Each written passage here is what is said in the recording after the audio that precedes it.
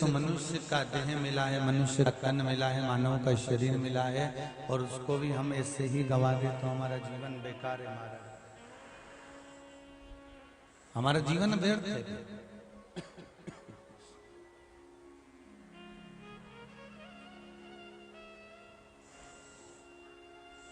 कुछ अच्छा कर कर, कुछ अच्छा प्राप्त कर कर, भगवत स्मरण कर कर, भगवत भजन कर कर, भगवान की अविरल भक्ति को धारण कर कर, भगवान के भजन कीर्तन स्मरण को धारण कर कर,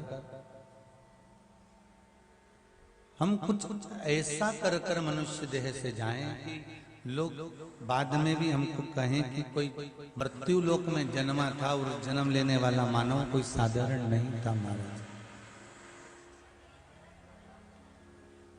कोई सहज नहीं था।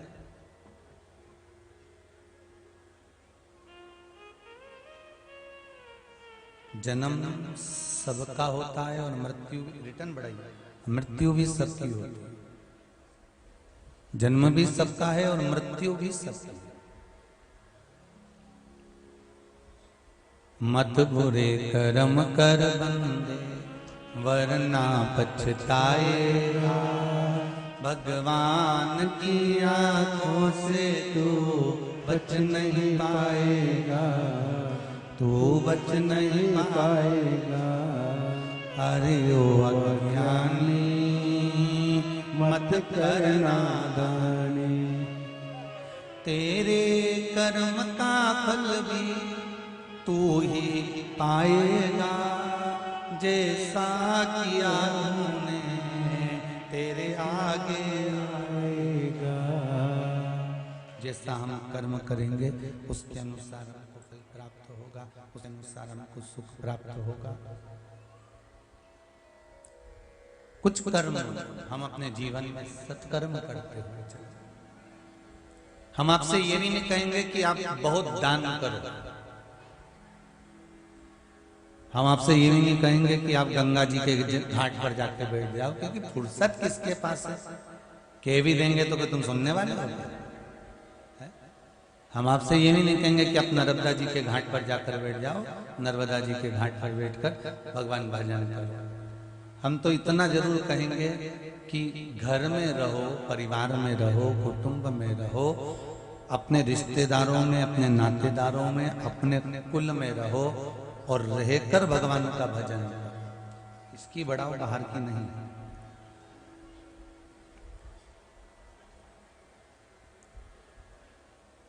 परिवार में रहकर, कुटुंब में रहकर, नाते रिश्तों में रहकर भगवान की भक्ति में डूब जाओ, भगवान के भजन में डूब जाओ। मैं मोदी परिवार को बहुत बहुत धन्यवाद। समय का, अपनी आयु का, अपने धन का, अपने मन का, अपने विचारों का, अपने शरीर का सदुपयोग करा है शिव महापुराण की कथा कर।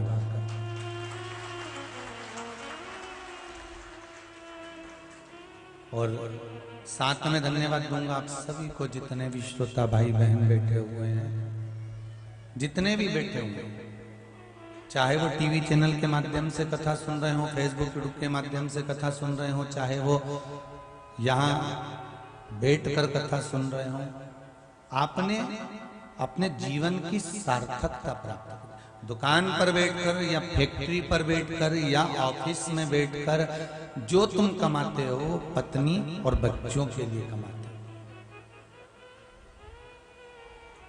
जो आपने कमाया वो पत्नी और बच्चों के लिए। कई पड़ोसी के लिए कमाया है क्या तुमने? हर जम के तो बोलो नहीं। किसके लिए कमाया है? अपनी पत्नी के लिए, अपने बच्चों के लिए। जो आपने दुकान पर बैठकर, ऑफिस में, व्यापार में, नौकरी में, सर्विस में, जिस भी जगह पर कमाया वो अपने बच्चों के लिए, अपनी पत्नी के लिए, अपने परिवार के लिए कमाया। पर व्यक्ति जब सत्कर्म करता है, व्यक्ति जब भगवान का स्मरण करता है, दान करता है, पुण्य करता है, नाम जाप करता है, कुछ देर की माला जप लेता है, मंत्र जप लेता है, भगवान के मंदिर चले जाता है, या भगवत भक्ति में जब मनुष्य थोड़ा सा डूबता है, तो ये वो जो भजन कर रहा है, वो जो कीर्तन कर रहा है, वो जो मंत्र जाप कर रहा है, वो जो स्मरण कर रहा है, वो जो कथा सुन रहा है, वो जो दान पुण्य कर रहा है, वो जो नाम जाप कर रहा है, ये पत्नी और बच्चों के लिए नहीं कर रहा। इसने जितनी देर करा उसका फल उसको स्वयं प्राप्त होगा।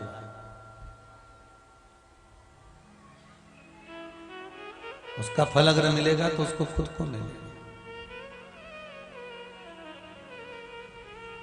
उसका फल और किसी दूसरे के खाते में नहीं जाएगा। जितने कदम चलकर हम भगवान के मंदिर पहुंचते हैं, जितने कदम चलकर हम शिव महापुराण की कथा तक पहुंचते हैं, जितने कदम चलकर हम कोई सत्कर्म करने के लिए जाते हैं, जितने कदम चलकर हम कोई पुण्य कर्म करने के लिए जाते हैं, उतने अश्वमेध यज्ञ हम अपने जीवन के कर लेते हैं। अश्वमेध यज्ञ उतने हो गए जितने आपने सोचे भी नहीं होंगे।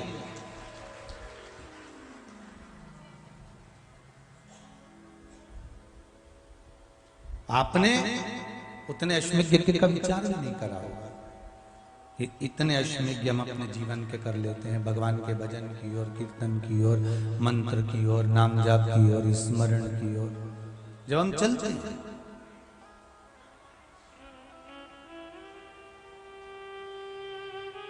तेरा ही दिया मैंने खाया पिया है, तेरा शुक्रिया है, तेरा शुक्रिया है।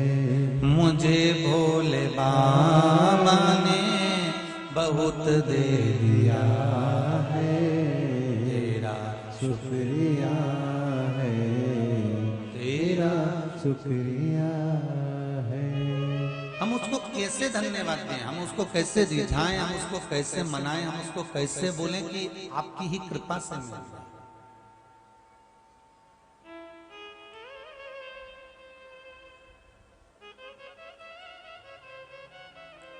थोड़ा व्यापार ज्यादा कर लिया, थोड़ा सा व्यापार ज्यादा करा, थोड़ा सा काम ज्यादा करा और इनकम ज्यादा हो गई, तो विचार करा कि ये मैंने कमाया, ये मुझे प्राप्त हुआ, ये मुझे मिला है, मेरे बल पे मिला है। डीले बहुत आ रहा है, उसको देखिए थोड़ा,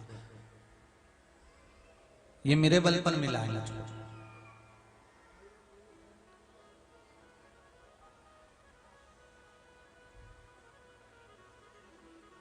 बहुत अच्छी पदवी पर आप पहुंच गए, बहुत अच्छी प्रतिष्ठित पद आपको मिल गया, बहुत अच्छी कुर्सी तक आप पहुंच गए, बहुत अच्छे सिंहासन तक आप पहुंच गए, बहुत अच्छी प्रतिष्ठा तक आप पहुंच गए। उसमें यह मत सोचना कि आपका कुछ है, ये तो आपके पूर्वजों ने कुछ पुण्य अर्जन करा होगा, कुछ इकट्ठा करा होगा, और वो पुण्य का भाग गुल्लक तुम्हारे हाथ में लग गई, उस गुल्लक को तुमने फोड़ा और फोड़ते से ही उससे जो धन प्राप्त हुआ, उस पुण्य की गुल्लक जब फूटती है और थोड़ा सा कुछ प्राप्त होता है, तो वो थोड़ा सा ले जाकर तुम कुछ वस्तु खरीद कर लेकर आते हो। उसी तरह जब हमारे पुण्य की गुल्लक फूटती है, तब जाकर हमको कुछ अच्छा प्राप्त होता है महाराज, तब जाकर हमें कुछ अच्छा मिल पाता है।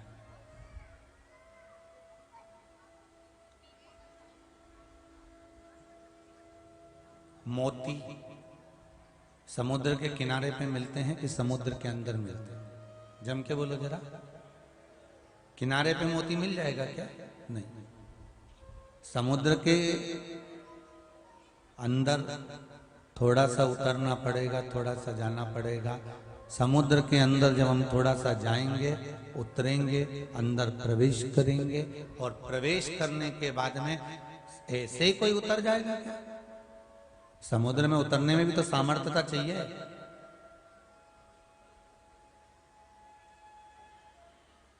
कितना प्रयास करा होगा तब जाकर कोई समुद्र के अंदर उतर पाता है, डुबकी लगा पाता है, गोता लगा पाता है, अंदर तक जाता है और जाकर फिर मोती को लेकर बाहर आता है।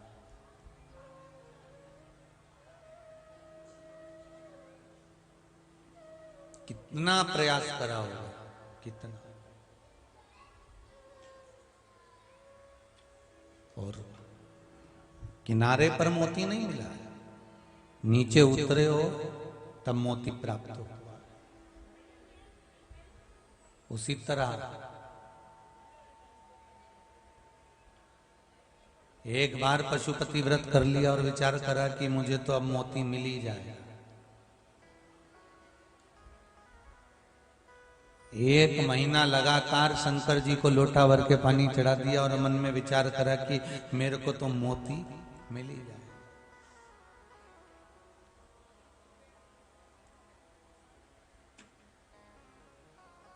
अभी तो आपने मंदिर जाना चालू कर, अभी तो आपने पशुपति व्रत चालू करा है।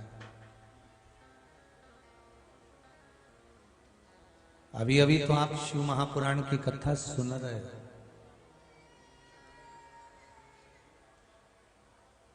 इतनी जल्दी आपको मोती मिल जाएगा क्या? वो तो शंकर भगवान कृपा करे हैं, इसलिए आप पशुपति व्रत करते हो और आपका कोई कार्य हो जाता है।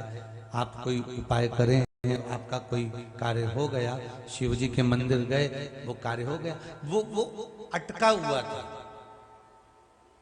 भगवान भी इंतजार में बैठा हुआ था कि ये रोज कहती है मेरे मंदिर में आकर के मुझे ये देना, मुझे वो देना। भगवान कहने लगे तू शिव के मंदिर गई कभी? जिस दिन से तू भगवान के मंदिर जाना प्रारंभ करेगी, जिस दिन तू भगवान की भक्ति में डूबना प्रारंभ करेगी, जिस दिन तू स्मरण करना प्रारंभ करेगी, अपने आप तेरे को फल प्राप्त हो जाएगा। लक्ष्मी और लक्ष्मी का दास, दोनों के बीच एक बात रहती है।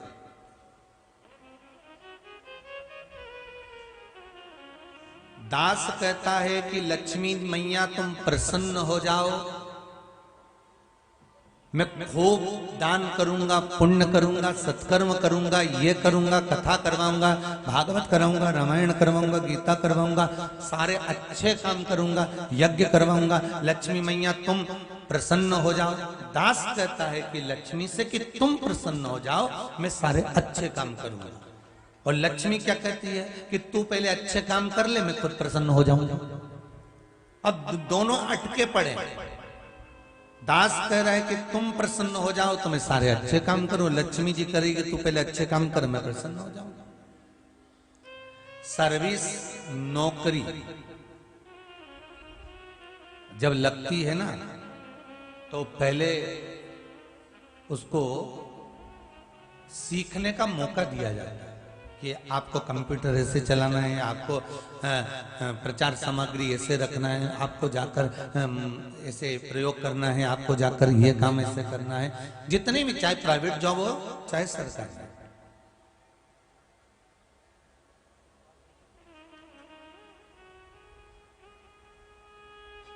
आप जब धीरे धीरे अच्छा करने लगते हो, कंपनी को लाभ होने लगता है आपसे, कंपनी को फायदा होने लगता है आपसे, फिर कंपनी आपको छोड़ेगी क्या? ईमानदारी से बोलो, नहीं छोड़ेगी ना। पर फर्ज आपका है कि आपको कंपनी को लाभ देना पड़ेगा, आपको कंपनी को फायदा देना पड़ेगा।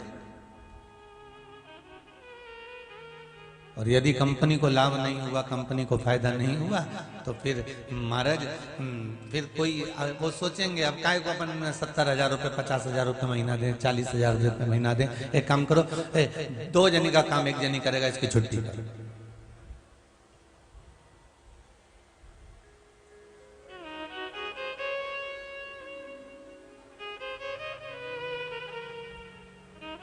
कोरोना महामारी में ढेर सब चली गई थी, बोलो गई थी कि नहीं गई थी? चलिए गई।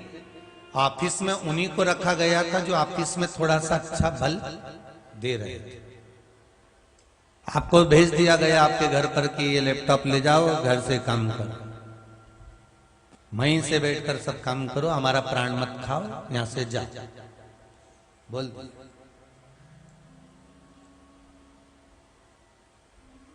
उसमें भी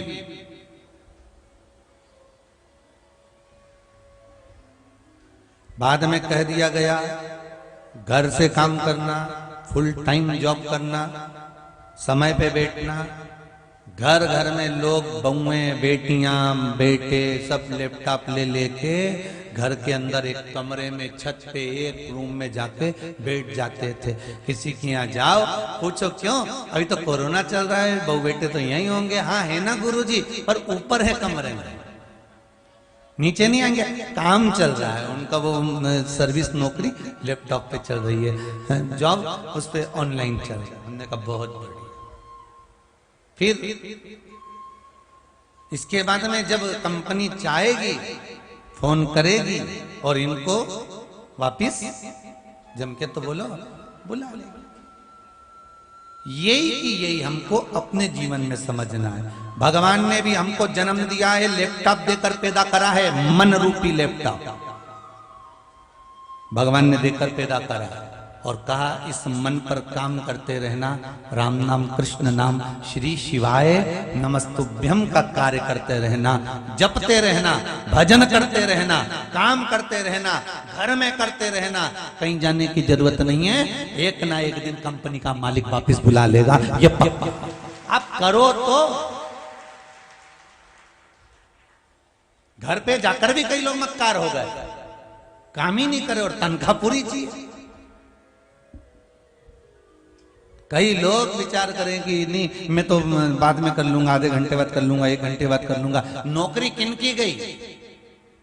कंपनी ने काम दिया था कि लैपटॉप ले जाओ, ये अपने अपने कंप्यूटर पे काम करना, अपने अपने घर जाओ। कोरोना महामारी चल रही है, किसी को यहाँ रहने की जरूरत नहीं है, सब अपने अपने घर चले गए, बहुएं भी गई, बेटा भी गया, बेटी भी गई, सबने अपना अपना। जिसने ईमानदारी से कोरोना महामारी के अंतर्गत भी काम करा उसको कंपनी वालों ने वापस बुला लिया। जिन्होंने मक्कारी कर दी, सोचा विचारा कि आओ देख लेंगे, कर लेंगे, हो जाएगा, देखा जाएगा, करा जाएगा। कौन वहां पर ऑफिस में है, ऑफिस में रहते तो टाइम पे जाते, टाइम पे उठते, टाइम पे खाते, टाइम पे पहुंचते। अब यहाँ कौन देख रहा है, आराम से। अब लोग तो लोग कितने लोग थे जो कोरोना महामारी में रोज नहा रहे थे, वो तो लैपटॉप पे बैठे रहे, 1-2 बजे आराम से जब फुर्सत मिली नहा लो। बेचारी सास भी बहुओं से नहीं बोली क्योंकि बेचारी काम कर रही थी, तो कोई बोले?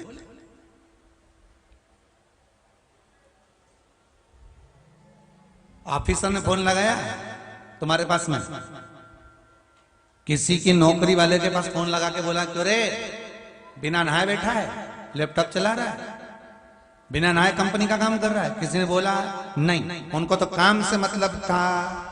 उनने ये नहीं देखा कि तुम नहाए कि नहीं नहाए, उनने ये नहीं देखा कि तुमने खाया कि नहीं खाया, उनने ये नहीं देखा कि तुम किससे बात कर रहे हो। उनको तो काम से मतलब है। उसी तरह जैसे कंपनी के मालिक को काम से मतलब है, मेरे परमात्मा को नाम से मतलब है कि तुम जपो, कैसे भी जपो, पर जपो। पलंग पर पड़े हो तो जपो, कुर्सी पर बैठे हो तो जपो, राम नाम कृष्ण नाम शिव नाम, दुकान पर बैठे हो तो जपो, व्यापार कर रहे हो तो जपो, कोई कार्य कर रहे हो तो जपो। बस काम पक्का चाहिए तो एक ना एक दिन वो कंपनी का मालिक तुमको बुलाएगा और नौकरी पक्की कर देगा। बस उसको क्या चाहिए? तो हम भी तो ये कहते हैं, नौकरी पक्की करो भोले मेरी नौकरी, जन्म जन्म से भटक रहा, 184 को काट रहा, तनख्वाह की नक्की करो भोले मेरी नौकरी पक्की करो, तनख्वाह की नक्की करो भोले मेरी नौकरी पक्की करो। अब तुम अगर सही से जॉब करते रहे, पूरा काम, भले तुम, कई लोग कहते हैं गुरुजी हमारी तबीयत ठीक नहीं है तो हम क्या श्री शिवाय नमस्तुभ्यम नहा के जपे? तो जो सर्विस करने वाले उनसे पूछ लेना, कोरोना महामारी में वो नहा के लैपटॉप चला रहे थे, उनसे पूछो। कंपनी का काम बिना नहाए कर रहे थे, ऑफिस में होते तो नहाते, ऑफिस मतलब मंदिर, मंदिर में जाओ तो नहा के जाओ। पड़ गए बीमार, शरीर काम नहीं कर रहा, बेकार हो गया। 80 साल की आयु हो गई, 90 साल के हो गए, 70 साल, 72 साल, 62 साल, 65 साल, 66 साल, 90, 95 तो बहुत बड़ी बात है।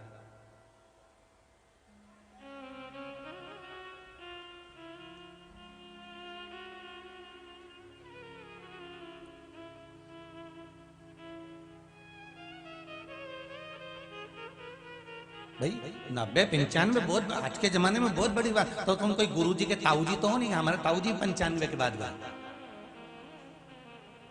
तो तुम सोचो कि गुरुजी के ताऊजी हम, तो वो बात दूसरी, फिर कहीं कहीं का ताऊ होगा, पर सब तो ताऊ नहीं हो सकते ना। अरे बोलो तो जम के, बड़ा मुश्किल का जीवन है साहब। यही पता नहीं है कि कौन 32 में, कोई 50 में, कौन 25 में, कौन 40 में। आज के जमाने में तो शुगर भी जन्म लिए बच्चे को हो जाती है। अब उसने कौन सा मीठा खाया था, तो डॉक्टर ने उसकी मम्मी से पूछा क्यों, तो मीठा खाती थी क्या? नहीं साहब, खुद बोले कि ये मीठा खाए नहीं, ये तो मीठे से नफरत करे, चाय भी फीकी पिए, इसको तो पसंद ही नहीं ज्यादा मीठा, ये तो नमकीन खाए। तो फिर छोरा के शुगर कहां से हो गई? जन्म लिए बच्चे को शुगर साहब।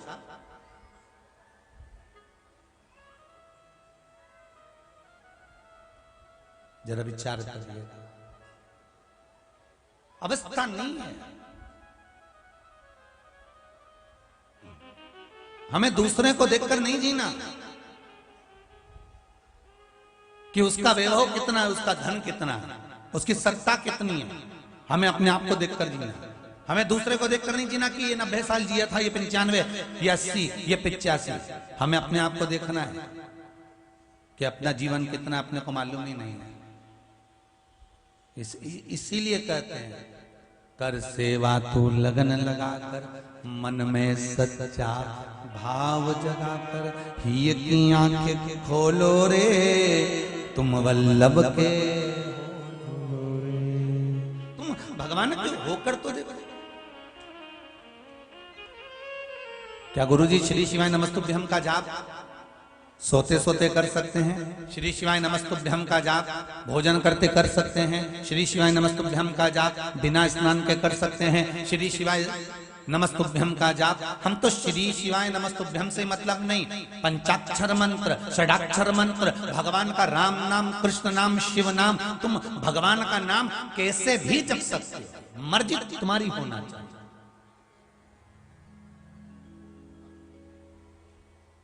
कितनी सुंदर बात आई है कर्माबाई का चरित्र में। कर्माबाई रोज बिना नहाए खिचड़ी बनाती थी, भगवान को आवाज लगाती थी, आओ जगन्नाथ खाओ जगन्नाथ। एक दिन कोई संत कर्माबाई के घर के सामने से निकल गया। संत ने कहा कर्मा, ओ माँ भूख लगी है। कर्माबाई ने खिचड़ी ला कर दे दी। कर्माबाई ने जैसे ही सुबह सुबह खिचड़ी दी तो संत ने कहा ये इतनी जल्दी सुबह से खिचड़ी क्या बासी ला के दिया? कर्माबाई बोली बासी नहीं है, ताजी है। सुबह से इतनी जल्दी बन गई? कर्माबाई बोली हो। तो संत ने पूछा नहाई थी? संध्या करी थी? भजन करा? फिर खिचड़ी जगन्नाथ के लिए बनाई थी। संत ने खिचड़ी को उठाकर फेंक दिया। तुझमें अक्ल नहीं, विवेक नहीं, तुझमें बुद्धि नहीं है? भगवान को भोग बिना नहाए बनाकर खिला दिया तूने। अरे कर्मा, ना जाने कितने नरकों का भोग भोगना पड़ेगा, तुझे मालूम नहीं है। कर्माबाई ने संत के चरण पकड़ लिए, संत के चरण। और कर्माबाई ने संत के चरण पकड़कर कहा गुरुदेव आप बताओ कि मैं खिचड़ी कैसे बनाऊं? भगवान संत ने कहा पहले सुबह सुबह शौचादि कर्म कर कर, स्नान कर कर, संध्या वंदन कर कर, भगवान का पूजन अर्चना कर कर, पाठ पूजन करने के बाद फिर खिचड़ी बनाकर फिर भगवान को भोग लगाओ, तब जाकर भगवान उसको प्रेम से आरोगेंगे। कर्माबाई ने आज वो ही करा। सुबह से उठ गई, स्नान आदि करा, शौचादि कर्म से आई, स्नान करा, संध्या पूजन माला जो जो गुरुजी ने बताई थी सारा माला पाठ जाप अनुष्ठान सब करा। करते करते दोपहर की 2 बज गई। बजने के बाद कर्माबाई ने खिचड़ी रखी। जगन्नाथ जी महाराज 4 बार आके चले गए कर्माबाई के घर से। 4 बार, अभी भी आंख बंद करके बैठी थी, माला जप रही थी, अभी भी जप 4 बार जगन्नाथ जी आकर चले गए। दोपहर में 3 बजे कर्माबाई ने आवाज लगाई, आओ जगन्नाथ, खाओ जगन्नाथ। जगदीश भगवान आए, कर्माबाई से पूछा, काकी एक बात तो बता। कर्माबाई ने पूछा, क्या? तो ये बताओ कि खिचड़ी बनाने में आज देरी क्यों कर दी? मेरे को सुबह से भूख लग रही थी, तुम्हें मालूम है ना मैं कितना भूखा हूं, मेरे को कितनी भूख लगती है। नाथ द्वारा में मैं 8 बार भोजन करता हूं, सांवरिया जी में मैं 6 बार भोजन करता हूं।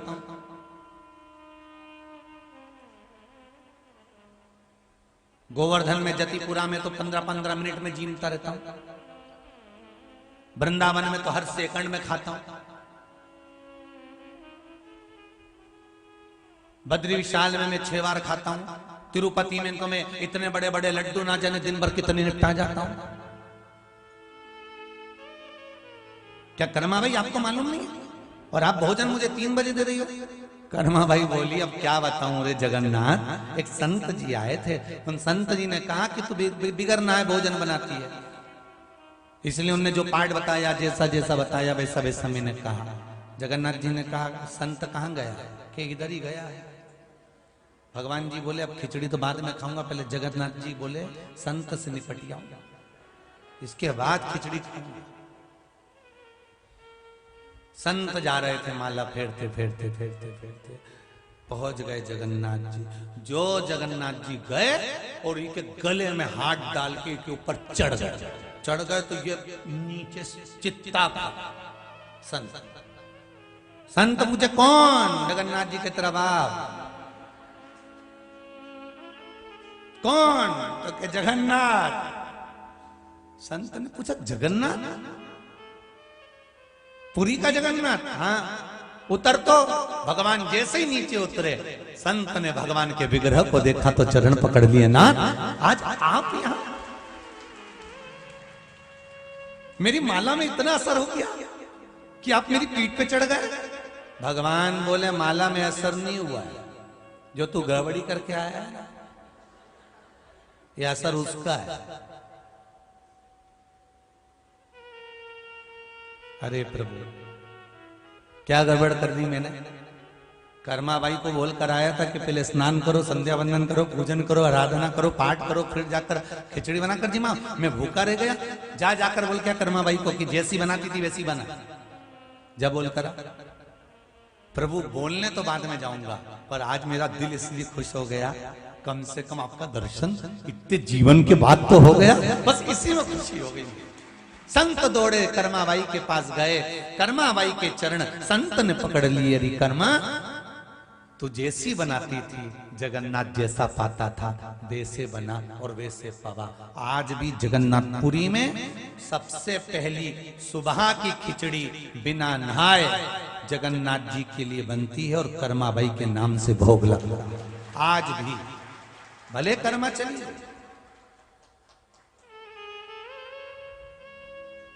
और जब जगदीश रथ यात्रा होती है तो जगन्नाथ जी का रथ सबसे पहला पड़ाव जगन्नाथ जी का कर्माबाई के मंदिर के सामने ही रुकता है, जहां कर्मा का पुराना घर था। वही मंदिर में से खिचड़ी का पात्र जाता है, जगन्नाथ जी को भोग लगता है, तब मेरे जगन्नाथ जी का रथ आगे बढ़ता है। आगे ही नहीं बढ़ता। कितनी भक्ति।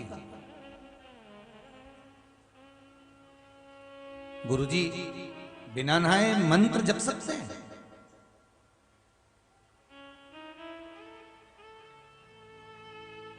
अगर कोई कह दे बिना नहाए नहीं जप सकते, तो जब मरने का समय होगा, प्राण छूट रहे होंगे, पलंग पर सड़ रहे होंगे, पड़े होंगे, फिर इनकी गति कैसे सुधरेगी? मरने वाले व्यक्ति को तो परिवार के लोग भी कहते राम बोलो, राम बोलो, बोलो राम बोलो कहते। इनकी गति कैसे सुधरेगी?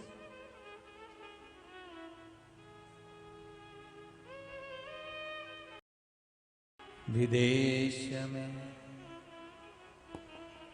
जहां भी रहो, राधा रमण राधा रमण राधा रमण करो।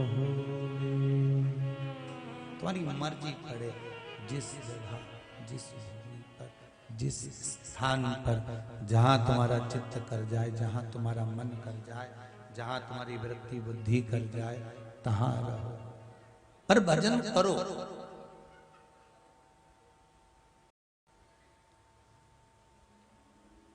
इस भूमि पर मंदिर पर भगवान की प्राण प्रतिष्ठा नहीं है।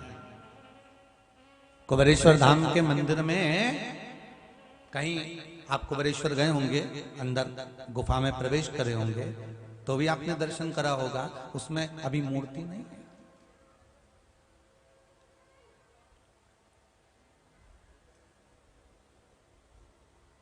जब कुबेरेश्वर के अंदर आप गए होंगे तो कोई मूर्ति वहां नहीं है, केवल एक गुफा है, केवल भूमि।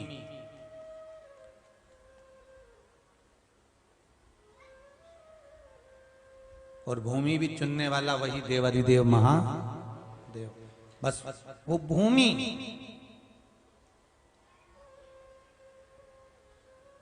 और उस भूमि की महत्वता यहाँ अभी ना तो कुबेरेश्वर में भगवान शंकर बैठे, ना ऊपर मुरली मनोहर में भगवान कृष्ण बैठे। यहाँ तो केवल एक भजन है, केवल एक भजन। जपो श्री शिवाय नमः,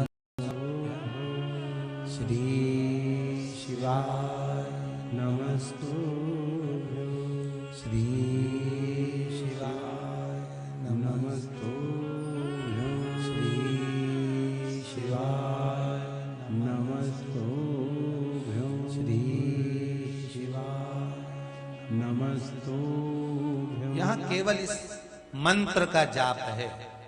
चाहे आप इसको भी ना जपें तो पंचाक्षर जपें, षडाक्षर जपें। घर जाने से पहले भूमि पर, जमीन पर बैठकर, जहां कंकर शंकर है ऐसी धरा पर बैठकर 108 बार श्री शिवाय नमस्तुभ्यं का जाप कर कर प्रेम से भगवान से दिल की बात कहकर जाना। 3 महीने में वापिस बुला ले, वापिस। और कहने में संकोच नहीं करूंगा इस भूमि पर। जितने लोग यहां बैठे हो आपस में एक दूसरे का मुंडा देखकर जाना, 3 महीने बाद वापिस यही मिलने वाले।